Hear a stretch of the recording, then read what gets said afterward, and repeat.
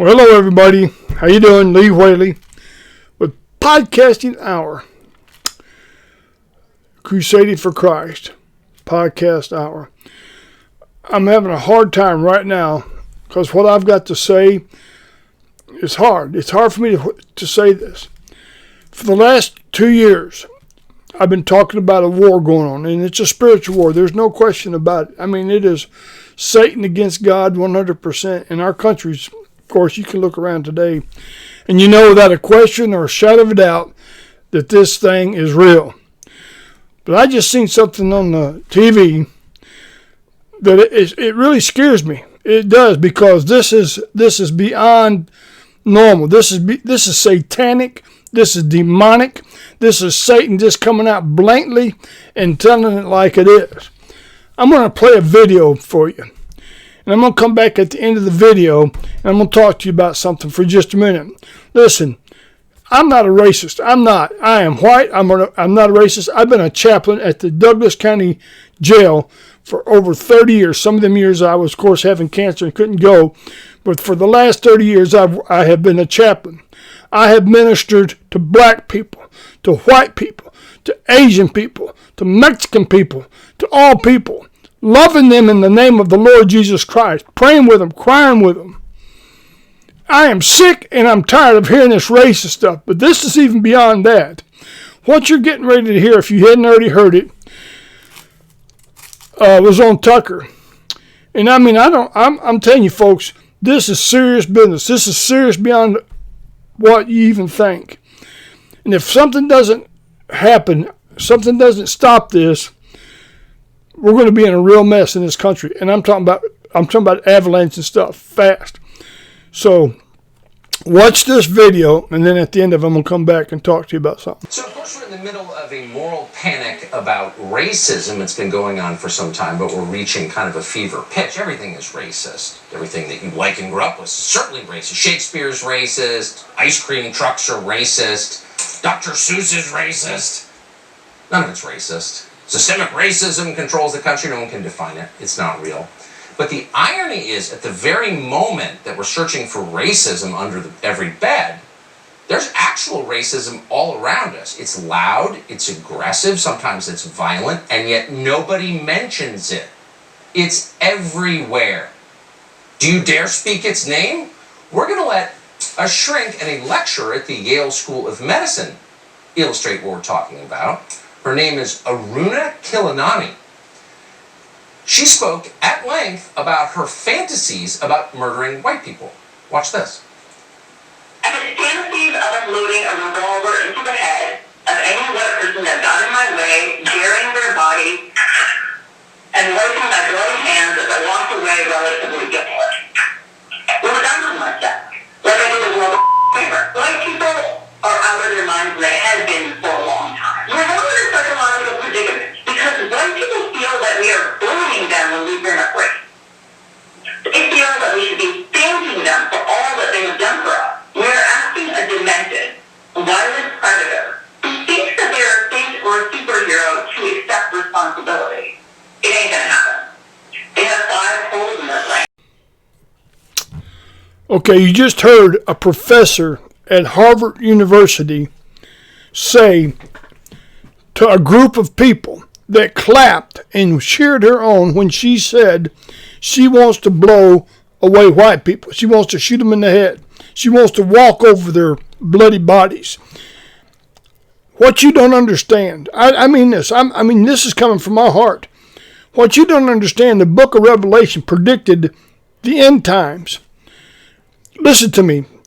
When the epistles talked about the end times, they said these things are going to happen. Men are going to be lovers of their own self. They're going to be covetous, boasters, proud, disobedient to parents, unthankful, unholy, without natural affections, homosexuality, truce breakers, having the form of godliness but denying the power thereof. I want you to listen to me. This is from my heart. I told you the other day that God spoke to me, and I'm going out on a limb. I'm just going to go out on the limb. But you know, it's my ministry, it's my heart, and this is what I feel like is going to happen. I believe we're so close to the second coming of Jesus Christ. God put that on my heart. And I know we've been talking about it for 1,000 years. I understand that, but I'm past all that. You're seeing the very beginning of what the Great Tribulation is going to be. Now, this is going to be, this may be cut out for what I'm fixing to say. There's a smoke screen going on right now before your very eyes about this racist stuff. It's all a smoke screen. What you're seeing is setting up for the Antichrist to take over the world. The Christians are going to be taken out. I believe that with all my heart. I'm a pre-trib Christian. I'm a pre-tribulation Christian. I believe Jesus is coming back for his church. We're not going through the wrath of God. But what you're seeing is the beginning of the end. And what these Muslims are doing. Now I know, don't talk about Muslims. I don't care. They're in the Bible.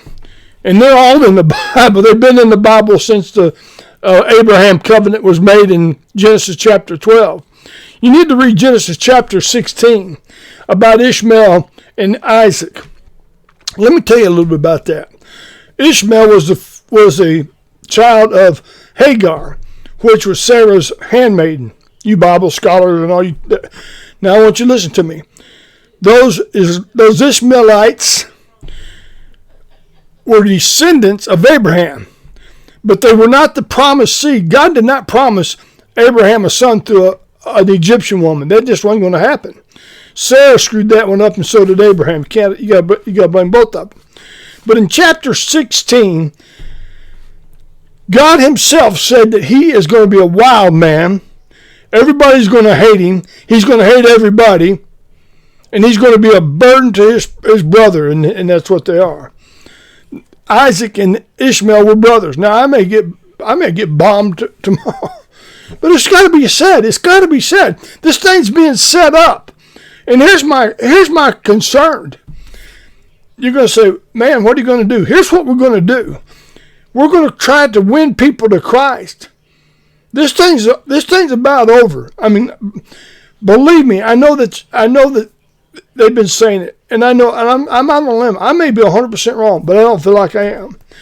I just think so much has happened, and I believe that I've lived through drowning, car wrecks, motorcycle wrecks. I've lived through cancer, staph infection twice. I mean, I've about died. I had died but I think God's got me here for a purpose. And I'm not going out on a limb about me. It's not about me. It's about God. I love you people. I love you lost people. I love black people. I love everyone. I want you to be saved. This is what this is all about. This is the end times. I mean, the Trump is getting ready. While you're out there playing around and doing all these things, and I don't mean don't quit enjoying life. Don't get me wrong. But wise up, be smart, be sober, be vigilant. For when you see these things start to happen, Jesus said, look up, because my redemption draweth nigh. These people are serious. Right now, after Tucker said that, they had Woodward come on, a black man, and he said that right now across America, this is happening across America. Black people are attacking white people. Beating them up, attacking them at gas stations. I seen that Asian woman the other day that got punched in the face in New York. On and on and on. All I'm trying to say is hell's breaking out on earth. And please get saved. That's my cry. Get saved. This is my cry. We're not going to stop. We're not going to stop the violence. You're not going to stop any of that. Because God said that in the end times, this is the way it's going to be. Now, you can either believe it, or you can put your head in the sand and say, it's going to go. It's not going away. It's going to get worse and worse. Trump ain't going to save it. I'm just going to be honest with you. Donald Trump, I love Donald Trump. But the government ain't got the answer. The government's going to be the problem. The Antichrist is in the wings, just waiting to come out. And if you remember, I told you those 4 horse riders of apocalypse. The white horse, the Antichrist. The red horse, the horse of war.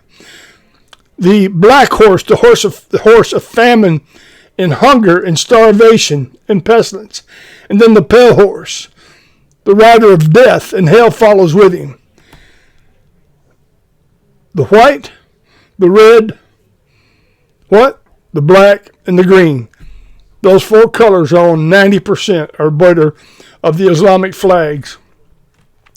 Hell's getting ready to break loose in this country and around the world. Israel's in the makings of it right now. It's all getting set up. All I'm trying to do is warn you. I'm going out on a limb. I mean, if 100 years from now nothing happened, you can say, Lee Whaley was crazy. And I guess I am. But if I'm not, just like Noah, and I'm not putting myself in Noah's place at all, I promise you. But I think about Noah building that ark, and they were making fun of him, ridiculing him. Man, out here on this dry ground building a ship. What in the world are you talking about? Rain? It ain't never rained.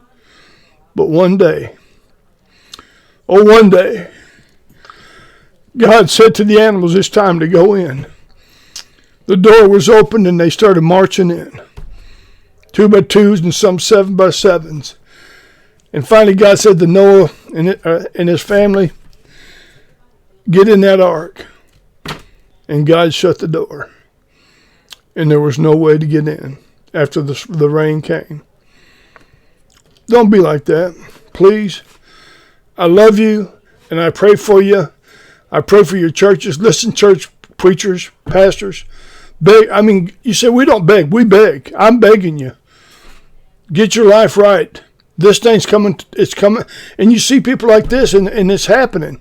I mean, I may be on tomorrow on my route or something, and somebody just shoot me because I'm white. It's that bad. But it's not. It's not the race case. I'm telling you, it's Islam, and the Muslims are setting this thing up because Antichrist is coming out of that. It's a big statement, but I believe with all my heart. All right, bye, and I'll see you later.